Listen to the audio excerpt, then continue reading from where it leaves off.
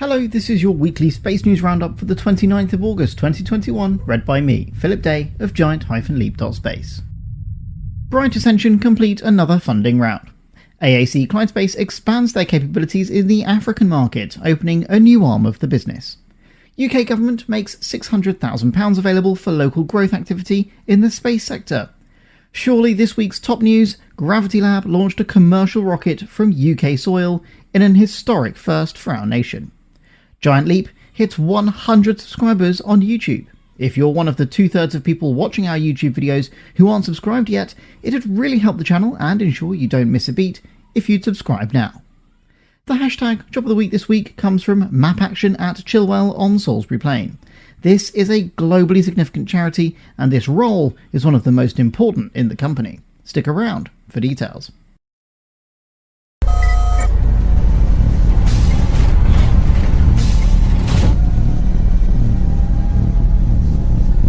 Bright Ascension raises £1 million to match ESA funding as the satellite software company continues to grow. This round was led by Capital for Colleagues, known as C4C, which promotes opportunities for employee-owned businesses and who have been on board with Bright Ascension since 2016. Also taking part in this round was Scottish Enterprise, a non-departmental public body under the Scottish Government. Peter Mendham is CEO at Bright Ascension and described the £2 million raise. We are very excited to have secured this additional funding that will allow us to continue our ESA project work and will safeguard our existing roadmap and end-to-end product suite development for a stronger place in the industry. AAC Clyde Space, which operates out of Glasgow, has opened a new arm of the business to focus on Africa. AAC Space Africa will be led by Managing Director Dr. Robert Van Zyl and Technical Director Francois Weiser, who were both involved in the RASCOM QAF-1 project, which developed the first African satellite to be delivered to LEO back in 2007. Their team, basing out of Cape Town in South Africa, will be focused on radio communications initially, as they look to service the growing African space industry market, which the New Space Africa Industry Report 2019 suggests will grow to $10 billion by as soon as 2024. Luis Gomez is CEO of AAC Clyde Space. The need for space services in Africa is growing rapidly as government, companies and communities seek efficient ways to support development and build out crucial infrastructure.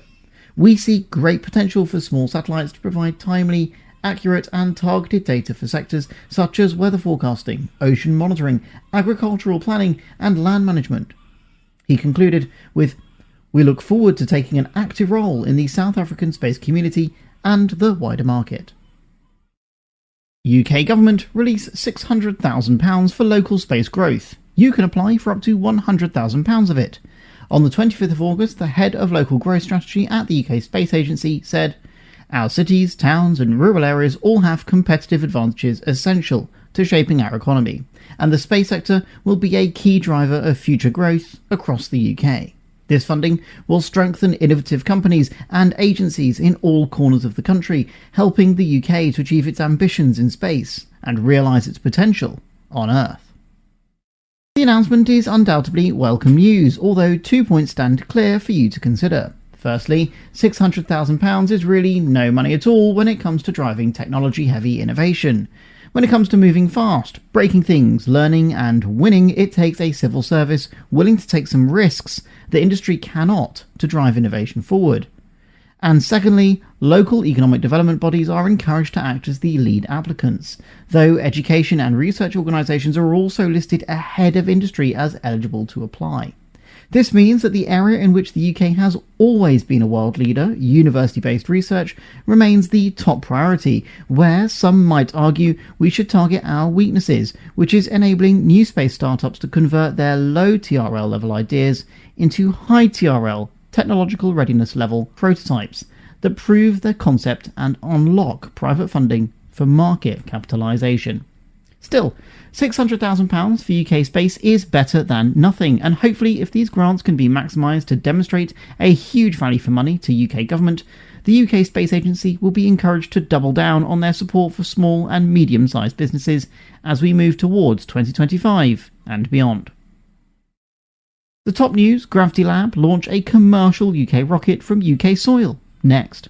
A couple of weeks ago, after your amazing help on sharing the YouTube video gave us our best week ever, Darren Thurston contacted the channel to offer his volunteering services. It could not have been more timely, as many of you will already know that I'm already taking some time to welcome my little daughter to the world. Welcome to the team, Darren. Your infectious enthusiasm and personality are sure to be a big hit with the Giant Leap community.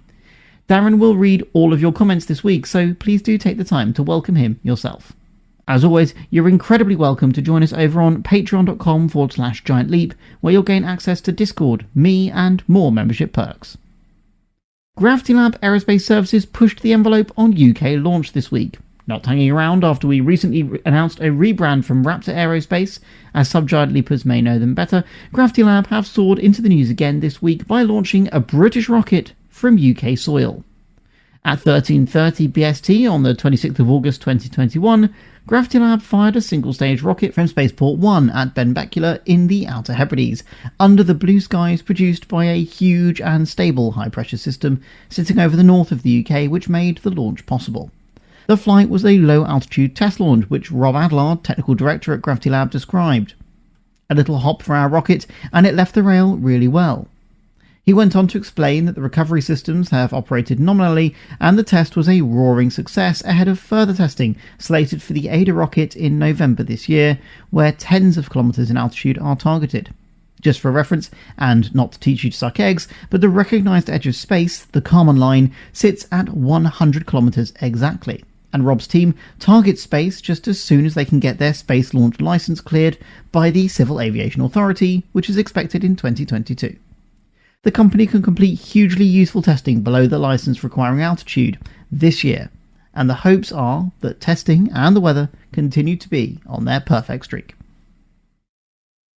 This week's hashtag Job of the Week comes from MapAction, and it may just be the most important role we've advertised here so far in 2021.